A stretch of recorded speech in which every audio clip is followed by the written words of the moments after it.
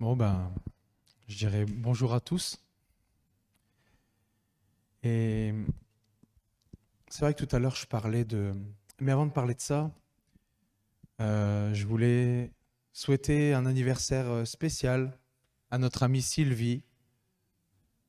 C'est pour le 16 mars. Je ne peux pas l'oublier, c'est le jour de ma rencontre avec ma femme. En tout cas, que tu puisses continuer vraiment de persévérer, que tu puisses continuer vraiment de marcher avec le Seigneur parce que depuis le temps que nous connaissons Sylvie, moi, je l'ai trouvée complètement changée, bonifiée, je dirais. Et c'est vrai que je pense que le parler en langue y est pour quelque chose aussi. Et je nous encourage vraiment à continuer de persévérer et à bonifier parce que c'est ce que je disais ce matin dans le message. Je suis sûr que le meilleur est devant nous. Le meilleur est à venir. Amen. Et c'est vrai que tout à l'heure, je parlais de la réunion de prière. Mais je parlais dans le sens global de l'Église, comme je le disais tout à l'heure. Pour tous ceux vraiment, parce qu'on a besoin les uns des autres. On disait ici dans ce chant, nos cœurs réclament une pluie de guérison pour cette génération. Et je pense que ce travail ne se fait pas sans la prière. Et nous avons besoin vraiment les uns des autres. Quand je vois parfois, on me parlait d'une église où il y avait 1000 membres et où seulement la semaine, quand il y avait des réunions de prière, seulement 100 étaient réunis. 1/10 seulement. Comment est-ce qu'on veut que le royaume de Dieu s'étende quand on voit parfois que dans certaines religions, ils sont plus d'1 milliard à faire des prières par jour?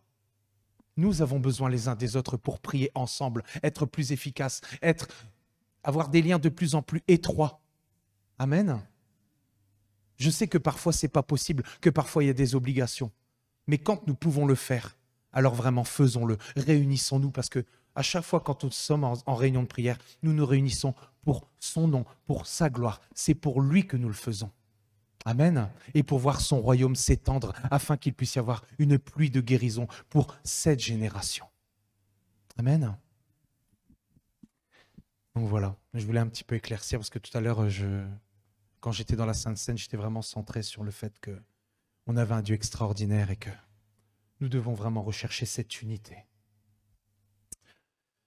Et c'est vrai que nous avons parlé il y a 2 semaines des étapes concernant le développement spirituel. Nous avons parlé de 4 étapes, il me semble.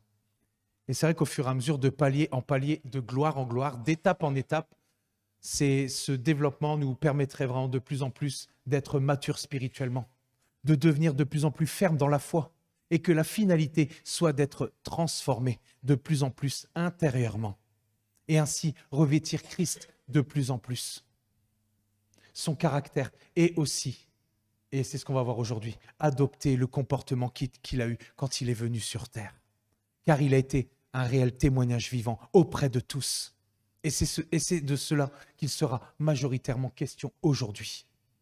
Du comportement. C'est vrai que nous avons parlé il y a 2 semaines, nous l'avons dit précédemment, que c'est souvent dans l'épreuve que nous exposerons véritablement tous les domaines de notre personnalité. Nous devrons et nous devons clouer à la croix ceux qui ne reflètent pas le fruit de l'esprit, c'est-à-dire le caractère de Dieu. Et ce sera ça dont il sera aussi question aujourd'hui, du comportement et du témoignage que nous rendons autour de nous, faisant ainsi le parallèle avec les 3 dernières étapes du développement spirituel. Sur les 7 étapes, il y en a déjà eu 4. Aujourd'hui, il n'y en aura qu'une, parce que c'est vrai qu'on pense qu'on va dire bah, ça va sur une prédication, mais en fait, ce n'est pas possible. Et je voudrais vraiment vous en faire part aujourd'hui parce que c'est important quant à notre avenir ici-bas et notre avenir éternel. Et je vais reprendre avec vous les versets qu'on a repris il y a 2 semaines, avec 2 Pierre 1, 5 à 7.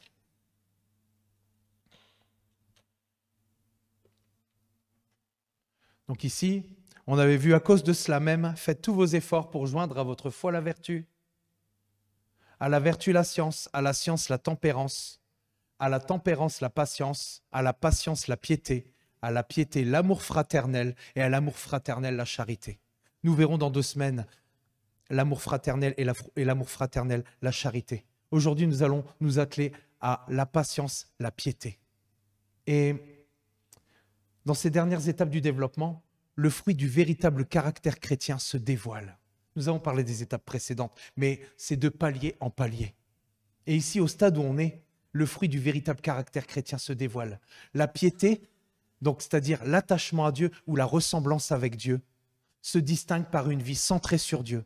C'est-à-dire que nous devenons un récipient de sa présence. Et nous allons voir pourquoi.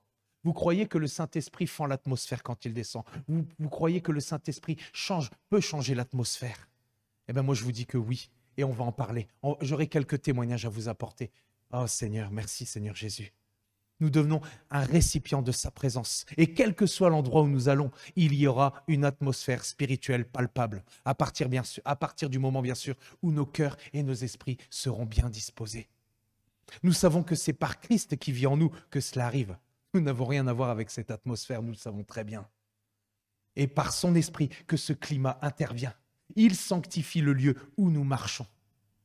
Et c'est comme si les personnes présentes devant nous, d'un coup, avaient conscience des valeurs éternelles, parce qu'elles ont des convictions. Et c'est le Saint-Esprit qui amène ces convictions. Car le royaume des cieux s'approche d'eux. Nous savons que Dieu est omniprésent. Il n'est pas partout de la même manière, ça on le sait parce qu'on parle d'un Dieu qui est partout, qui est omniprésent, mais il n'agit pas partout de la même manière. Et j'ai plusieurs exemples pour illustrer ce changement d'atmosphère. Et j'ai un premier exemple justement avec un homme que tout le monde connaît, je pense, qui est Smith Wigglesworth. Je me suis entraîné à le dire. Smith Wigglesworth. Et c'est ça. Donc Smith Wigglesworth, c'est lui qui a relaté une expérience décrivant une personne pieuse et son influence sur une atmosphère, ils disent, une atmosphère non religieuse, mais moi je dirais plutôt une atmosphère non propice à la présence de Dieu. Je préfère dire ça parce que c'est plus concret.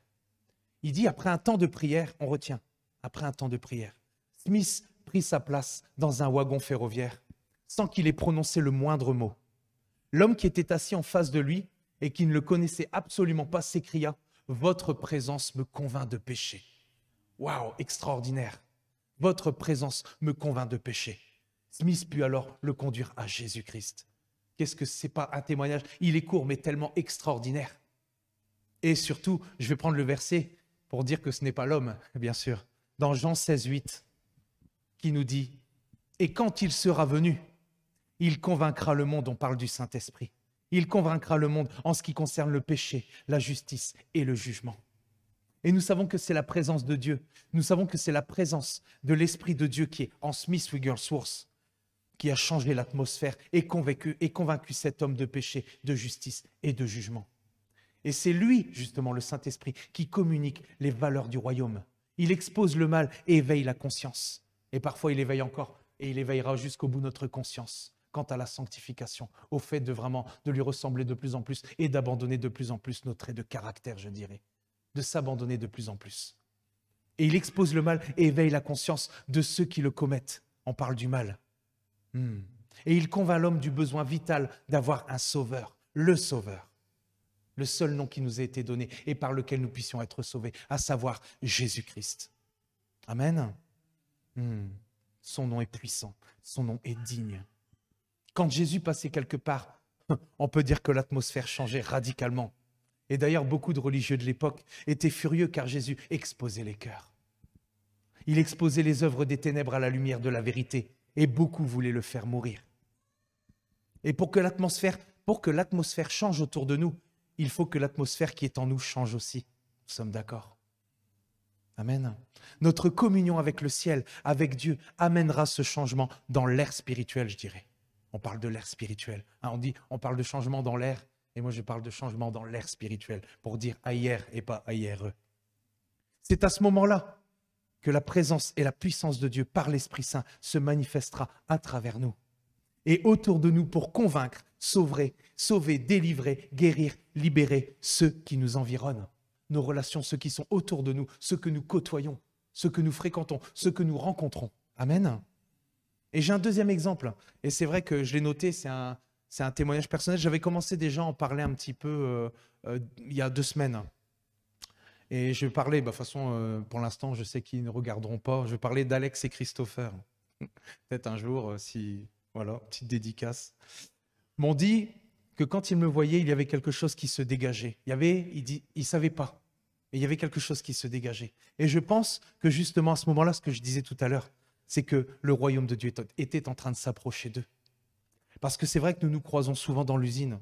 Je travaille avec eux depuis un petit moment maintenant, et souvent en nuit. En nuit, on n'est pas beaucoup. On est peut-être 3 ou 4. Et eux deux travaillent dans le groupe, donc on n'est vraiment pas beaucoup. Et on se croise souvent, et il y a pas beaucoup d'interactions, on ne se parle pas beaucoup. Et là, beaucoup de questionnements.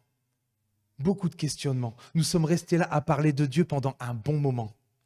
Et c'est vrai que on est quand même en entreprise, on est dans le monde professionnel, donc c'est vrai que j'ai pu témoigner, mais à un moment donné, on doit se remettre au travail, parce qu'on doit honorer quand même. Et si je leur avais pas dit de retourner travailler, eh ben, on aurait parlé tout le poste, quoi. Donc on est reparti travailler. Et j'espère justement que cette graine qui a été semée dans leur cœur, elle va prendre racine. Amen. J'espère de tout mon cœur que cette graine qui a été semée, et j'espère encore pouvoir leur parler. Tu connais, tu les connais, Alexis et Christopher, ils travaillent en nuit. De toute façon, je t'expliquerai, je te les... Non, ici chez nous, les nettoyeurs, mais on en parlera une autre fois. C'est vrai que... Et je pensais aussi vraiment à un autre collègue, Johnny. Il s'appelle Johnny. On l'appelle le petit Johnny, mais plus grand que moi. Et c'est vrai que c'est un collègue à qui j'ai pu, là, expliquer en détail le sacrifice de Jésus. Et je sais que le Saint-Esprit était là et que le royaume de Dieu était en train de s'approcher parce que j'arrivais tellement, je dirais, à décortiquer, à amener tout le sens vraiment du sacrifice du Seigneur, de cet échange qui était accompli par la croix, du pardon de nos péchés et la réconciliation d'avec le Père au prix de sa vie. J'avais l'impression d'être déconnecté du travail. Nous étions au beau milieu du bruit, en pleine production. Donc tout le monde était là, l'entreprise tournait, et on sait à combien l'usine elle fait du bruit quand ça tourne. Et on était là et j'avais l'impression d'être déconnecté. Je lui expliquais vraiment certaines valeurs éternelles. Et il m'écoutait. On a parlé pendant un bon moment. Et il avait ce questionnement et tout. Nous pouvons, par le Saint-Esprit, changer l'atmosphère qui nous environne. Amen. Parce que c'est des personnes avec qui je ne parlais pas du Seigneur. Et là, d'un coup, comme ça, ils viennent et ils disent, c'est vrai qu'il y a quelque chose qui se dégage. Et on sait que c'est le Saint-Esprit qui vit en nous. Et je rends grâce à Dieu de ce qu'il se sert de moi, que je puisse être un canal pour sa gloire, pour pouvoir vraiment amener sa connaissance. Parce que c'est ça notre but. On parle d'évangéliser, c'est vrai qu'on a fait du mot évangéliser, mais c'est beaucoup plus profond que cela. C'est vraiment amener à la lumière de ceux qui ne connaissent pas Christ la parole de justice. Amener ce que Christ a fait à la croix. Et je rends grâce à Dieu vraiment de ce qu'il se sert de nous. Et il va encore se servir de nous dans ce temps-ci. Et j'espère que ces personnes viendront à Christ et que j'ai encore l'opportunité de pouvoir vraiment exposer les bienfaits de Christ, d'exposer vraiment la croix, de prêcher Christ et Christ crucifié, comme Paul nous le disait. Ah, merci Seigneur Jésus. Nous pouvons changer l'atmosphère. Et c'est pour ça, tout à l'heure, j'ai pris le chant. Je l'ai pris parce que c'est vrai que c'est un chant qui est très parlant. Il dit, Saint-Esprit vient, prends l'atmosphère. Et je crois que oui, quand le Saint-Esprit vient, il change complètement l'atmosphère qui nous environne. Et nous pouvons vraiment, à ce moment-là, toucher les cœurs.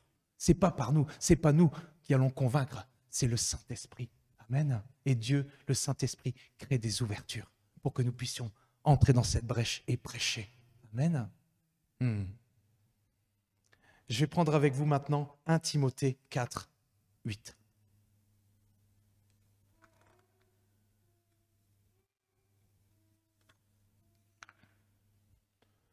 Est-ce que c'est cette version? Je pense.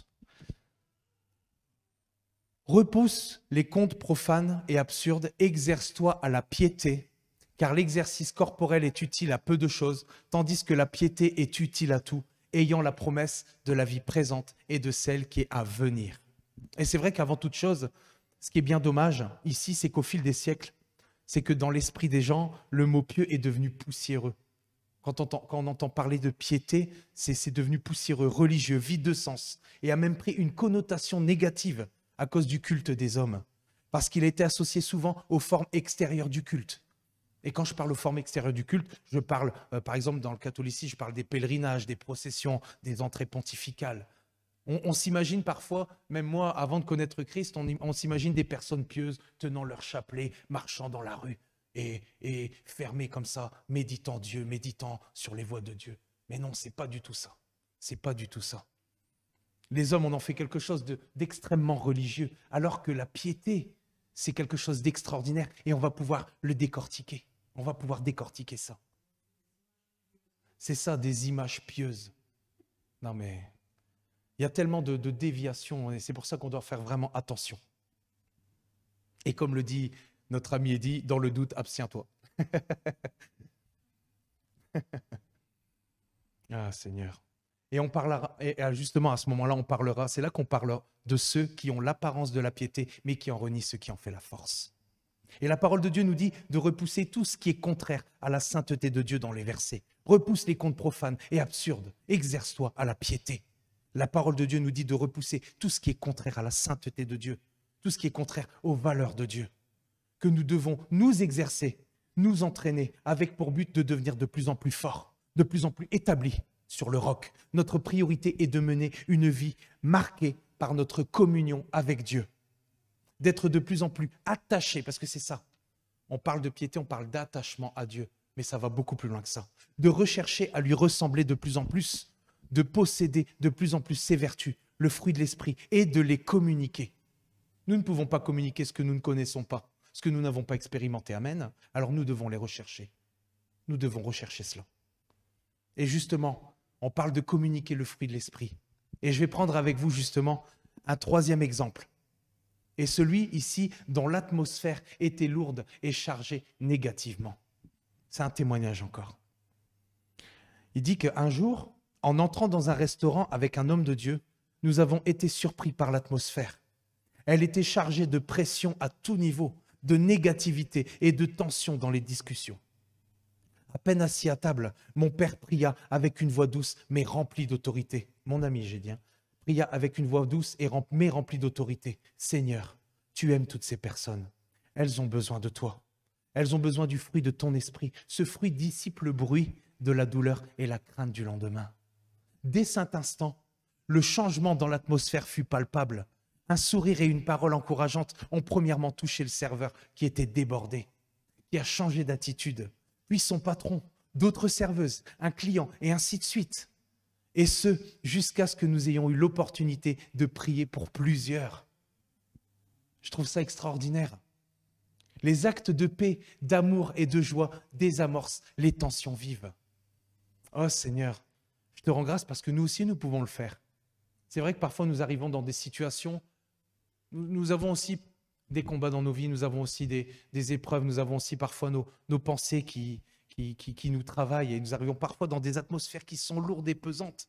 Mais je crois que c'est pour nous à ce moment-là l'occasion de pouvoir prier pour les personnes, de réclamer vraiment qu'il y ait une atmosphère où le Saint-Esprit vient. Parce que là où le Saint-Esprit vient, il y a tout. Il y a l'ouverture de cœur, il y a les miracles, il y a les guérisons, il y a tout dans la présence de Dieu. Dans l'atmosphère, quand le Saint-Esprit vient, il fend l'atmosphère. Amen, est-ce que vous le croyez? Moi, je le crois.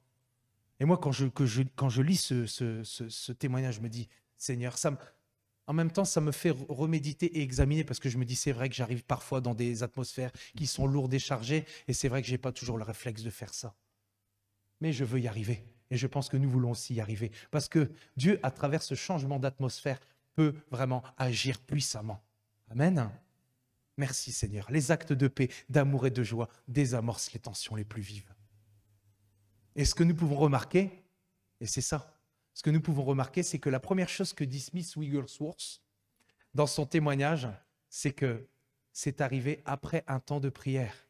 Pour ça, tout à l'heure, j'ai parlé après un temps de prière, Smith Wigglesworth est rentré dans un train et à ce moment-là, quand il est passé, la personne lui a dit « Ah, vous m'avez convaincu de pécher. » Et ce que nous pouvons remarquer ici dans ce témoignage, c'est qu'il est dit, à peine assis à table, mon ami pria avec une voix douce mais remplie d'autorité. On voit que la prière précédait ce qui est arrivé parce que rien ne se fait sans la prière. Et on va en parler. On va parler de la prière parce que je vais même repartager un petit peu du témoignage de Johanna quand elle parlait que vraiment la chose la plus difficile à notre époque, il y a beaucoup de choses qui semblent difficiles, mais la chose la plus difficile à notre époque, c'est de passer du temps avec Dieu, c'est de prier. Amen. Avec l'esprit et par la prière, il est véritablement possible de changer l'atmosphère. Vous le croyez? Nous devons laisser le fruit de notre communion avec Jésus se manifester. Et à ce moment-là, devenant, parce que je parlais de ça tout à l'heure, c'est pour ça, devenant des récipients de la présence de Dieu, nous verrons l'atmosphère changer tout autour de nous. Nous avons été choisis pour un temps comme celui-ci, mais nous avons été choisis, nous avons été appelés. Le fruit que nous portons de par notre témoignage doit ouvrir les cœurs à celui du Père. Est-ce que vous êtes d'accord avec moi? Amen. Merci Seigneur. Ouais, je rends grâce aussi pour sa présence à travers la louange aujourd'hui parce qu'on a un Dieu vraiment extraordinaire. Si nos cœurs s'alignent avec sa grâce, si nos cœurs s'alignent avec son cœur, avec son plan, alors il est là au milieu de nous. Il siège au milieu des louanges de son peuple. Amen. Amen. Et c'est vrai que nous parlions justement au début du comportement que nous devons avoir et de ce que nous devons communiquer. Parce que c'est ça. Parce que c'est vrai qu'on passe par on a des soucis, on a des épreuves, on a des choses qu'on traverse. Et on n'a pas toujours, on n'est pas toujours en bonne condition, je dirais. Et ici, ça va être, on va changer de Smith Wigglesworth et on va parler un petit peu de David Wilkerson. Et comme je disais, on va parler du comportement que nous devons avoir et de ce que nous devons communiquer à ceux qui ne connaissent pas Dieu. Le message que nous reflétons de Dieu à travers ces personnes, quel est-il? Et justement, je vais prendre avec vous dans la version Darby, parce que c'est dans la seule version où il est noté de cette façon, et je trouve ça extraordinaire d'avoir plusieurs versions afin de pouvoir creuser, de pouvoir... Pourquoi es-tu abattu, mon âme?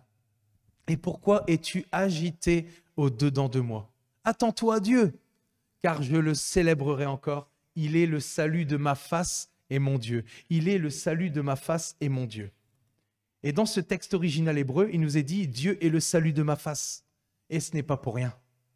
Car nous parlons d'être un témoignage vivant de par nos vies, notre comportement pour nos relations environnantes et notre visage est le panneau publicitaire de ce qu'il se passe dans nos cœurs. Est-ce que c'est vrai ou c'est pas vrai? Le visage est le panneau publicitaire de ce qui se passe dans nos cœurs. Et c'est vrai que je parle de visage, mais cela englobe les traits du visage ou expressions, le langage corporel et même le ton de la voix. C'est général. Quand nos esprits sont chargés par les soucis, les épreuves, les détresses, les afflictions, nous sommes parfois découragés, avec un air préoccupé, un front plissé. Et parfois, certaines personnes nous disent que nous avons l'air tristes. Et c'est ce qui m'arrive parfois. C'est vrai que je suis là, on doit être un témoignage. C'est vrai qu'on a des soucis comme ceux qui sont dans le monde mais qui n'ont pas Christ. Et je suis là et puis j'ai par exemple ma voisine d'en face qui me dit « Oh, t'as l'air triste, t'as l'air... » Ouais, là, tout de suite, je me reprends, je me dis « Mais qu'est-ce qui m'arrive ?» Et c'est vrai que ça nous arrive parfois qu'on nous dise ça parce que ça se porte parfois sur nos visages. Et ce n'est pas le message qu'on doit renvoyer justement à ceux qui sont autour de nous parce que nous avons cette espérance en Christ. Amen. Et je vous raconte vraiment le témoignage de David Wilkerson qui s'est pris une claque ce jour-là.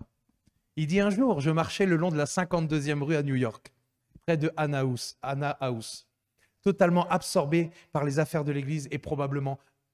Ah ouais, il était absorbé par les affaires de l'église, il était absorbé par les soucis qu'il y avait dans l'église, il était absorbé vraiment par toutes les choses qui englobaient justement son ministère. Et il dit, parce que là il manque un morceau, et il dit qu'à ce moment-là, il dit que lui, il s'est affalé, il y a eu du chagrin, et en fait, il marchait dans la rue comme ça, il était vraiment, il y avait un air triste sur son visage, il n'était pas bien. Et il dit, je suis tombé sur une maison de crack où une femme était assise sur le perron, souriant jusqu'aux oreilles. Je pouvais voir qu'elle prenait du crack. Elle m'a regardé approcher et alors que je me rapprochais, elle a dit « Monsieur, ça ne peut pas être si grave. » Il dit « J'étais sidéré, j'ai pensé, voici cette femme, droguée par le crack, et me voici un homme de Dieu.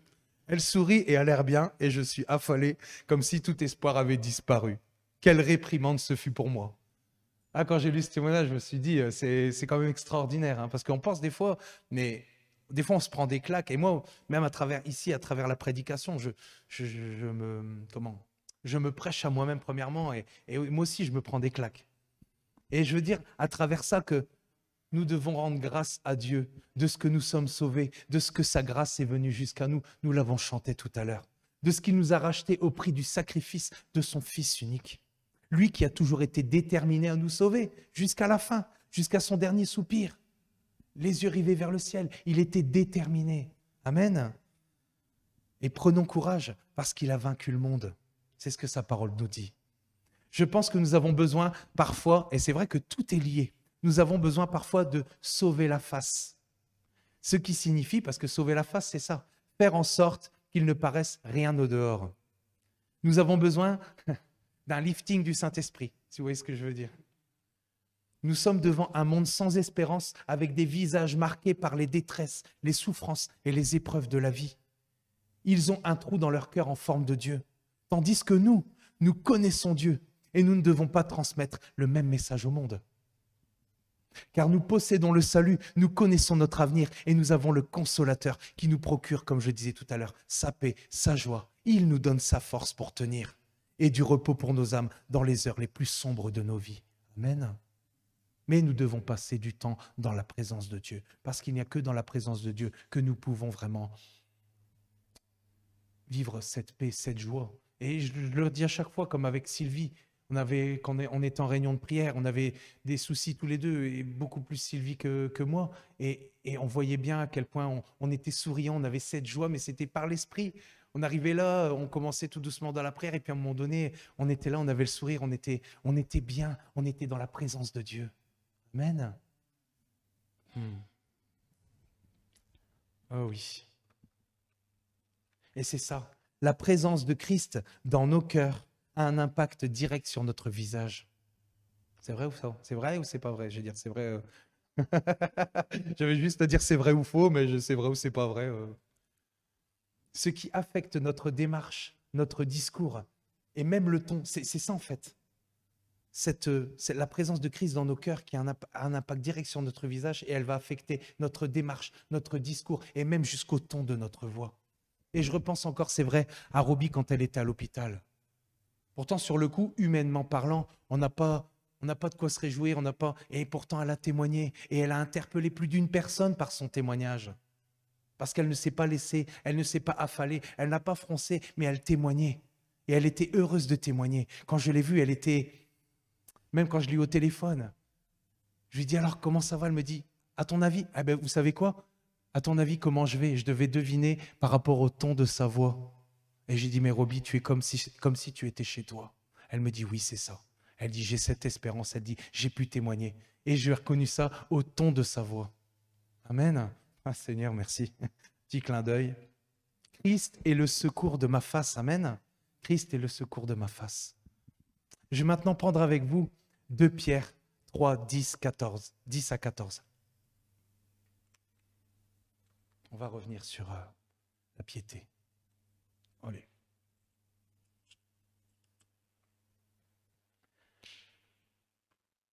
Le jour du Seigneur viendra comme un voleur. En ce jour, les cieux passeront avec fracas. Les éléments embrasés se dissoudront et la terre avec les œuvres qu'elle renferme sera consumée.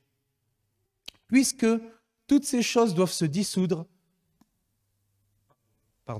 qu'elles ne doivent pas être la sainteté de votre conduite et votre piété, tandis que vous attendez et hâtez l'avènement du jour de Dieu, à cause duquel les cieux enflammés se dissoudront et les éléments embrasés se fondront. Mais nous attendons, selon sa promesse, de nouveaux cieux et une nouvelle terre, amen, où la justice habitera, où la justice demeurera pour l'éternité. C'est pourquoi, bien-aimés, en attendant ces choses, appliquez-vous à être trouvés par lui sans tache et irrépréhensibles dans la paix. Amen. Et c'est vrai que dans cette lettre à l'Église, Pierre nous avertit de se souvenir de ce jugement que le monde va subir et de la façon dont tout disparaîtra autour de nous, car le Seigneur revient bientôt. Amen. Malheureusement, beaucoup ont abandonné cette vérité qui est pourtant tellement actuelle, tellement une réalité.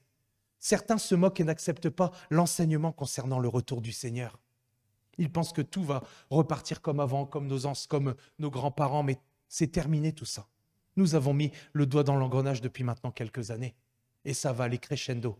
Mais Dieu aussi va aller crescendo avec son épouse. Amen. C'est ça. Ils n'acceptent pas le retour du Seigneur et malheureusement, pour les ennemis de Dieu, ce jugement final sera un cauchemar auquel ils n'échapperont pas. Et c'est tellement triste de voir ce constat. Par contre, pour nous qui n'avons pas abandonné, amen, et qui sommes enfants de Dieu, ce jugement signifie la fin de l'histoire humaine et l'accomplissement de notre espérance. Et nous l'attendons avec impatience. Ça, je le sais, que vous l'attendez avec impatience. Celle où Dieu créera des nouveaux cieux et une nouvelle terre, où il n'y aura plus ni détresse, ni souffrance, ni maladie, ni péché, ni mort. Nous serons avec lui pour l'éternité. Amen. Amen. C'est juste la première partie pour nous encourager à continuer d'avoir cette espérance vivante. Maintenant, on continue. Puisque, tu peux laisser le texte. Puisque toutes ces choses doivent se dissoudre, qu'elles ne doivent pas être la sainteté de votre conduite et votre piété, tandis que vous attendez et hâtez l'avènement du jour de Dieu. Et c'est vrai qu'Agathe en a parlé la semaine dernière, et j'en ai parlé justement la semaine d'avant aussi en fin de prédication, quand on disait que quand le Seigneur a souffert la croix, il avait en vue cette joie qui lui était réservée, qu'il allait de nouveau être à la droite du Père. Amen. Il voyait. Et maintenant, je le dis pour nous, en vue de cette joie qui nous est réservée dans les cieux, de ce futur glorieux que Dieu nous réserve, nous devons continuer à rechercher les valeurs éternelles, à nous attacher à Dieu, parce que c'est ça la piété, aux choses d'en haut, à mener une vie de plus en plus sainte, conforme à notre espérance, à ce que nous croyons. Tout cela doit se manifester à la fois dans notre attitude intérieure et notre comportement. Nous devons nous séparer de ce monde et nous consacrer à Dieu tous les jours, quotidiennement, pas une fois par semaine, si nous voulons être justement des instruments utiles et puissants entre les mains de Dieu pour cette ville. Est-ce que nous voulons agir pour cette ville? Est-ce que nous voulons que cette génération ait l'opportunité d'accéder au salut? Et je parle aussi pour tous ceux qui nous regardent là où Dieu les a placés. Amen. Mais, et ça c'est ce qu'Agathe disait tout à l'heure, il y a un prix et on va entrer dedans. Il y a un prix à payer. On en parle souvent et je vais prendre avec vous vraiment un homme évangéliste, je ne sais pas si vous le connaissez, qui a eu aussi un ministère extraordinaire, qui est Leonard Ravenhill. Vous connaissez? Tu connais? Peut-être deux noms comme ça. Et en fait, c'était un homme de réveil et un évangéliste anglais. Et il disait, sa phrase, c'était ça. « Dites-moi combien de temps vous passez seul avec Dieu et je vous dirai à quel point vous êtes spirituel. » C'est vrai. Et justement, je reviens avec cette femme qui prêche aussi, qui est la pasteure Johanna, qui a dit il n'y a pas longtemps que le plus grand combat dans notre vie, et je l'ai dit tout à l'heure, c'est de réussir à passer du temps avec Dieu dans la prière. Et qu'à partir de ce moment-là, notre vie spirituelle allait changer, que notre cœur va changer. Parce que nous allons nous attacher de plus en plus à Christ et nous allons vraiment nous laisser transformer pour redorer, pour revenir à l'image que nous avions dès le commencement. Nous allons subir une transformation qui va s'opérer et nous rendre de plus en plus authentiques. Nous serons brisés et reconstruits selon son image, comme au commencement. J'ai dit justement avant. Il faut accepter le brisement. Le réveil, c'est quand, et c'est ça qu'elle a dit, le réveil, c'est quand tous les chrétiens se consacrent à Dieu, s'abandonnent à Dieu et passent du temps avec Dieu. Amen. C'est dans sa présence. Et l'autre exemple de cet homme, c'est qu'en 1994, c'est le jour, c'est l'année de sa mort, Leonard Ravenhill a reçu un certain nombre de demandes d'étudiants du séminaire qui voulaient venir le voir dans le seul but de le faire mettre la main sur eux pour recevoir son manteau. Tu sais, vous voyez, comme dans les stades, là, quand on attend le maillot du joueur de foot, là. Vous voyez ce que je veux dire? Avec son humour typiquement sec britannique, mais en même temps mortel, il a dit « Tout le monde veut avoir mon manteau, mais personne ne veut mon sac et mes cendres. » Tout le monde désire un réveil puissant, c'est vrai. Beaucoup, des milliers de chrétiens désirent un réveil puissant, accompagné de signes, de miracles, de prodiges. Mais personne ne veut payer le prix. Et c'est ce que tu disais tout à l'heure, d'une autre manière. Personne ne veut payer le prix, le sac et la cendre. Et justement, dans ce contexte, ce terme est employé en signe de repentance et d'humiliation devant Dieu, constamment. C'est un signe extérieur de notre état intérieur. Le symbole d'un cœur transformé, d'un abandon total à Dieu, d'une soumission totale au Saint-Esprit, d'une obéissance totale à Dieu et d'un attachement total à Dieu. C'est cela la piété. C'est maintenant l'heure où Dieu a besoin de cœurs brûlants, des cœurs qui intercèdent, qui plaident et qui pleurent pour cette génération, nous l'avons chanté. Amen. Et d'ailleurs, le psaume 126,5 nous dit « Ceux qui sèment avec des larmes moissonneront avec allégresse. » Ah, c'est vrai que je ne l'ai pas mis parce que le temps de le mettre, je passe à autre chose. Mais tu peux le mettre si tu veux. Psaume... Ah, eh ben... Ah ben...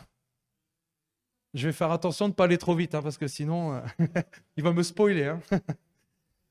Ceux qui s'aiment avec des larmes moissonneront avec allégresse. Waouh! Dieu a besoin de cœurs brûlants, des cœurs qui intercèdent, plaident et pleurent pour cette génération. Nous aurons à rendre des comptes de tout ce que nous n'aurons pas fait selon la volonté de Dieu. Et ça, vous le croyez aussi. Moi, je le crois. Et je veux vraiment tout faire pour que la volonté de Dieu se fasse dans ma vie, pour que tout ce que je vous apporte, tout ce qui est enseigné vraiment vienne du cœur de Dieu. C'est ce que je souhaite vraiment de tout mon cœur. Merci Seigneur Jésus. Et justement, je vais prendre avec vous, parce que c'est ça que je disais, nous aurons à rendre des comptes de tout ce que nous n'aurons pas fait selon la volonté de Dieu. Je vais prendre dans la Bible Semeur 2 Corinthiens 5, 8, 10. Et la première phrase, c'est vrai que nous sommes pleins de courage, mais nous préférerions quitter ce corps pour aller demeurer auprès du Seigneur. Alors, j'aurais beaucoup d'amen. Hein. Aussi, que nous restions dans ce corps ou que nous le quittions, notre ambition est de plaire au Seigneur. Car nous aurons tous à comparaître devant le tribunal de Christ, et chacun recevra ce qui lui revient selon les actes bons ou mauvais qu'il aura accomplis par son corps. Nous aurons tous à comparer devant le tribunal de Christ. Et c'est vrai que quand je vois parfois un peu dans le monde, on pense que y a certaines choses parfois qu'on n'a pas faites et ça y est, on n'est pas sauvé. Mais c'est pas du tout ça. C'est pas du tout ça, parce que justement, pour tous ceux qui sont sauvés, tout le monde paraîtra devant le tribunal de Christ. Il y a des choses que oui, nous n'aurons pas faites, mais c'est pas grave, parce que nous serons sauvés. Vous voyez ce que je veux dire? Tous les actes que nous aurons faits, bons ou mauvais, et que nous aurons accomplis, comparaîtra vraiment devant le tribunal de Christ. Mais nous serons quand même sauvés. Il n'y aura pas de « si nous n'avons pas fait ça, nous ne serons pas sauvés ». Vous voyez ce que je veux dire? Il y a des choses que nous n'aurons pas faites, que nous aurons omis de faire. Mais heureusement, on a un Dieu qui est extraordinaire. Nous avons accepté le salut en Jésus. Et nous voulons vraiment faire sa volonté. Dieu regarde au cœur. Il y a des choses que nous n'aurons pas faites, mais Dieu va quand même nous sauver. Amen. Il faut que beaucoup de chrétiens se sortent de la tête. Je lisais encore des commentaires parfois et je me dis, mais oh là là, on voit qu'il y a vraiment des pensées de l'ennemi qui sont là, de l'accusateur qui est là, parce que c'est ça, lui, il est là pour ça, pour que les personnes s'éloignent de Dieu. Je ne suis pas assez digne. Mais à la base, on n'est pas digne. J'ai fait ci, j'ai fait ça, alors c'est tout. Je m'ai seul, je me morfonds, je ne suis pas digne, je n'ose plus parler à Dieu. Mais tout ça, c'est l'ennemi. C'est l'ennemi qui crée cette situation. Amen. Nous ne devons pas nous laisser accuser par l'ennemi de nos âmes. Nous devons continuellement être dans la présence de Dieu, rechercher la présence de Dieu. Oui, nous faisons des erreurs, mais nous voulons les surmonter par le Saint-Esprit. Amen. Oh oui. Donc, où est-ce que j'en étais? Parce que des fois... Voilà, c'est ça. Paul nous parle dans ses épîtres d'une récompense à venir et la nécessité de rendre des comptes au Seigneur. Il nous parle de la récompense à venir. C'est pas ici dans ce verset. Ah si, c'est dans ce verset-là, pardon. Excusez-moi. Parce que je me suis... Parfois, je mets des phrases et je repars. Alors des fois, je mange des mots. Donc après... Et justement, ici, il nous parle dans ses épîtres d'une récompense à venir et la nécessité de rendre des comptes au Seigneur. Et cela, justement, ça a influencé la façon dont il a mené sa vie. Le fait de savoir qu'un jour, et Michel disait toujours que nous aurons tous à rendre des comptes. Le fait de savoir qu'un jour, il se tiendra devant le tribunal de Christ, l'a puissamment motivé à marcher et doit aussi nous motiver à marcher d'une manière droite et digne de l'appel que Jésus lui a adressé. Jésus nous a aussi appelés et il nous a adressé une sainte vocation.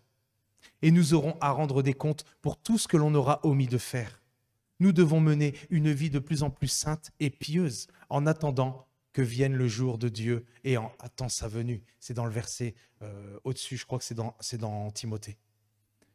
Nous devons mener une vie de plus en plus sainte et pieuse en attendant que vienne le jour de Dieu et en attendant sa venue. Comme nous le dit Pierre, c'est ça. Et le jour de Dieu ne désigne pas le millénium, mais il parle de notre état éternel que nous connaîtrons une fois que la nouvelle terre et les nouveaux cieux seront créés. Amen. Notre ambition dans ce corps est de plaire au Seigneur. Notre ambition dans ce corps est de plaire au Seigneur, de faire tout ce qu'il nous dit. Nous voulons, comme disait, je crois que c'est Johanna qui disait, non, c'est l'évangéliste Raven Hill. Tout le monde veut un réveil, des milliers d'Américains veulent un réveil, mais ils ne sont pas prêts à payer le prix. Ils ne sont pas prêts à vouloir ressembler à Christ, à vouloir suivre les traces du Seigneur, à marcher dans les pas, dans les voies de Dieu, à s'attacher à Dieu, à s'attacher aux choses d'en haut, délaissant tout ce qui est en bas. Oh oui.